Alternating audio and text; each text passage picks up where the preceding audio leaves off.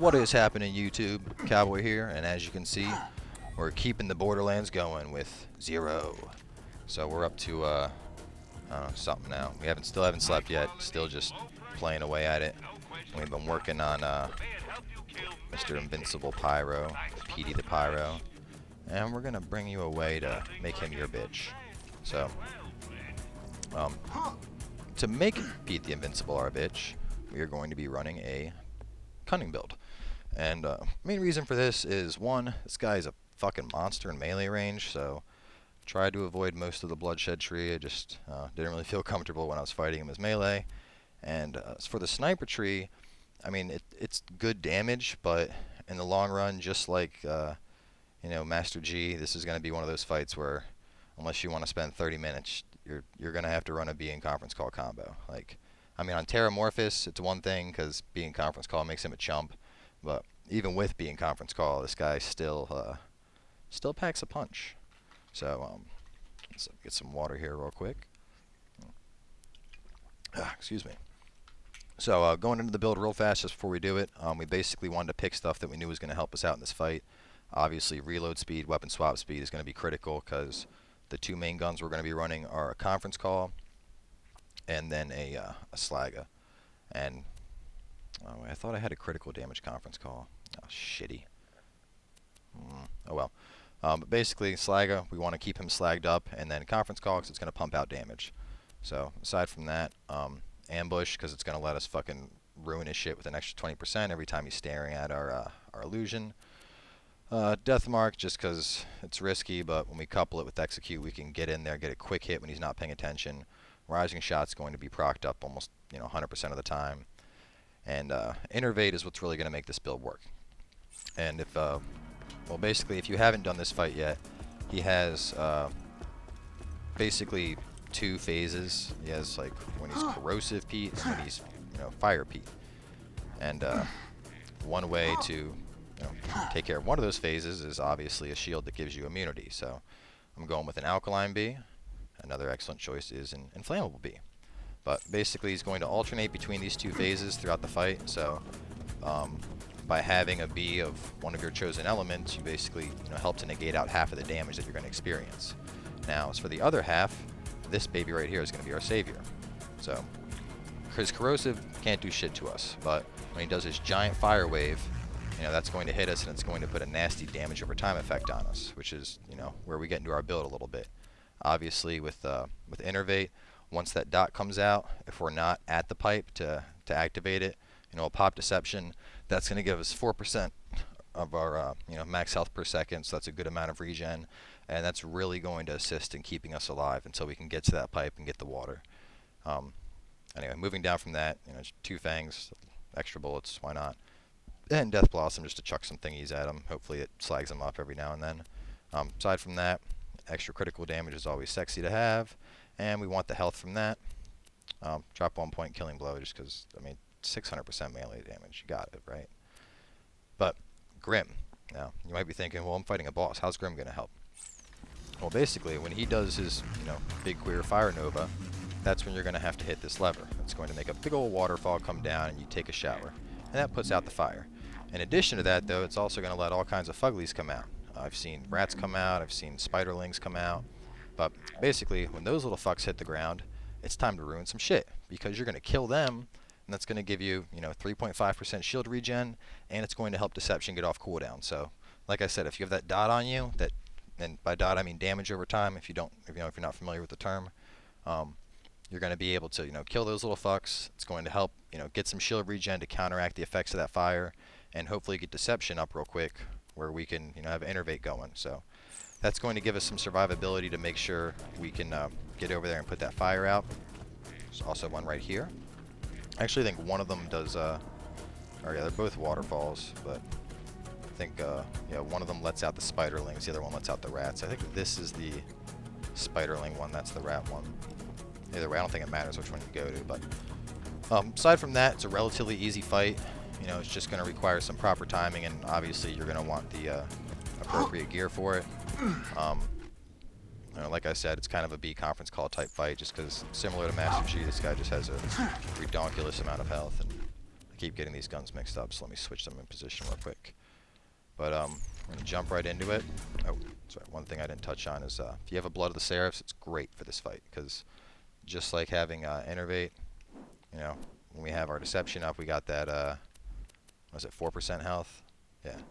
And then if Blood of the Seraphs, you can get up to 1.5, so just that health regen is going to really help survive you guys, since your shields are going to be melting down. And obviously, it's a priority to get to that water, because if our shields are going down, we're not going to get that bonus damage from the bee. But anyway, let's start the fight up. We're going to slag him up right off the kicker, throw some kunai, and then molest his face up with the conference call. So let's get to it. I like to start things off with a bang. You can see he's already slagged up. Throwing out those kunai, and just fucking wreck his face. Make him your bitch.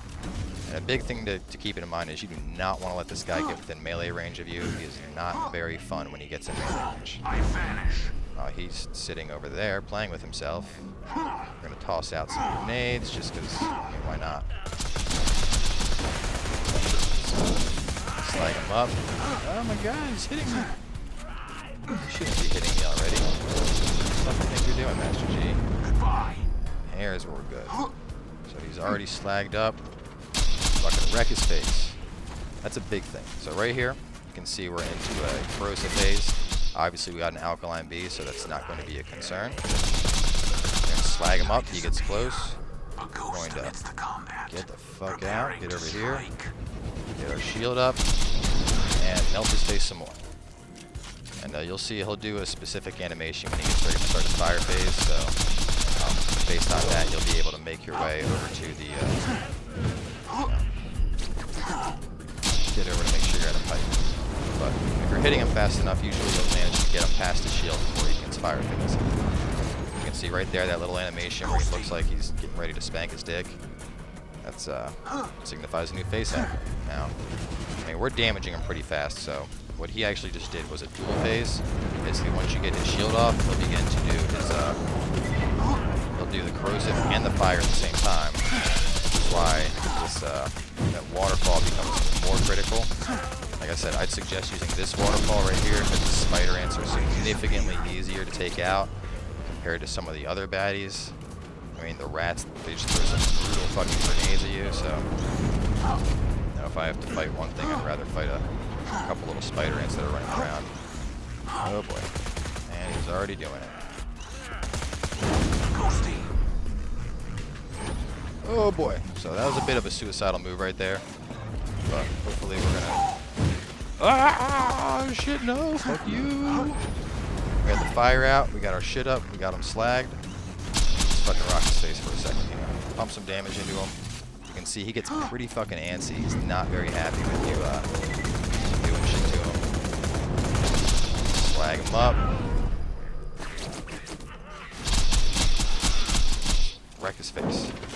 Like I said, a big thing to keep an eye on is fucking hammer. You want to always keep an eye on your position relative to the pipe. If you can, it's a great plan to keep Deception just to handle that. Because Deception is going to help, obviously, when that shit happens, you'll be able to get the health regen. But constantly hitting that, you got to make sure you're getting all these fucking spider ants down. You don't want them all over the place, just, you know, being a huge pain in the ass.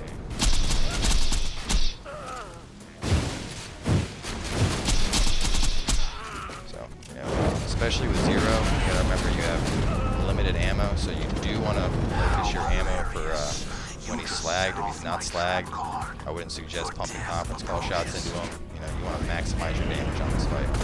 Especially if you're trying to pull this off solo. You know, if you're with a couple people, it's a lot easier when you have 2-3 people all rocking the conference call at the same time. But without that, things get a little bit tricky. So, there's some kunais, fuck him up some more.